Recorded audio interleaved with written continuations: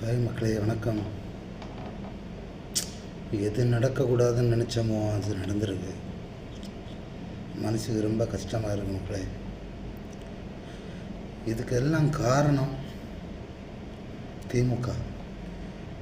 இதுக்காக தான் எங்கள் தளபதி புசியானந்தன் எல்லாம் எவ்வளோ க்ரௌடு வரும், எந்தெந்த இடம் தேவை எங்களுக்குன்னு நாங்கள் போலீஸுக்கிட்ட அனுமதி கேட்குறது. டிவிக்கே எப்படி ஆகிலும் இல்லாமல் பண்ணணுங்கிறது தான் அவங்களுடைய நோக்கம். இவ்வளவு கூட்டம் வர்ற இடம், நாங்கள் எங்கே போனாலும் ஒரு மாநாடு மாதிரி தான் இருக்கோம். எங்களுக்கு கம்ஃபர்டபுளான இடத்த நாங்கள் தேர்வு செஞ்சால் கூட அதை கொடுக்க மறுக்கிற இந்த திமுக அரசு தான்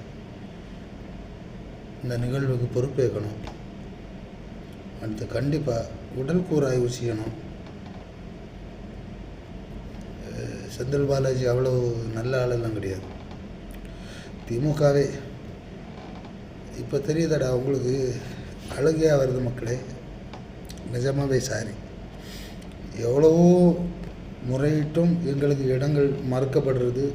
மக்கள் தளபதி மேலே எந்த தப்பும் கிடையாது. தளபதி பெண்கள், கர்ப்பிணி பெண்கள் வராதிங்க, குழந்தைகள் வராதிங்க, முதியோர்கள் வராதிங்கன்னு தான் சொல்கிறோம். இருந்தாலும் அந்த இடம் கொடுக்குற பிரச்சனை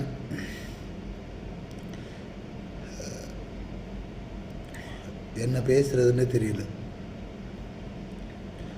ஒருத்தனையும் சும்மா விட மாட்டேன்டா.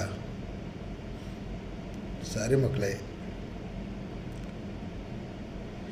என் வீட்டில் உள்ள ஒருத்தர் போனால் நான் எப்படி ஃபீல் பண்ணுவேனோ அந்த ஃபீல்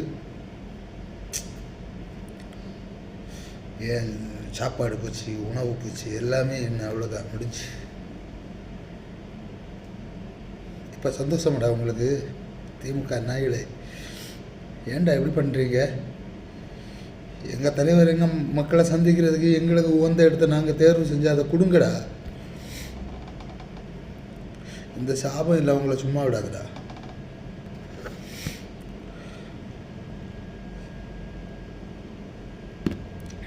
என்னுடைய ஆழ்ந்த அரிதாபங்களை தெரிவித்து சொல்லிட்டு மக்களே,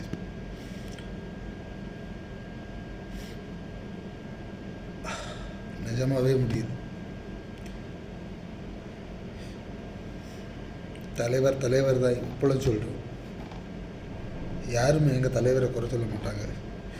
இந்த பொறுப்புக்கு, இந்த நிகழ்வுக்கு முழுக்க திமுக அரசு தான் காரணம். 2026 நாங்கள் ஆட்சியை பிடிச்சவங்களை ஒருத்தனையும் சும்மா விட மாட்டோம். உசுருன்னா அவங்களுக்கு லேட்டாக போச்சு இல்லை.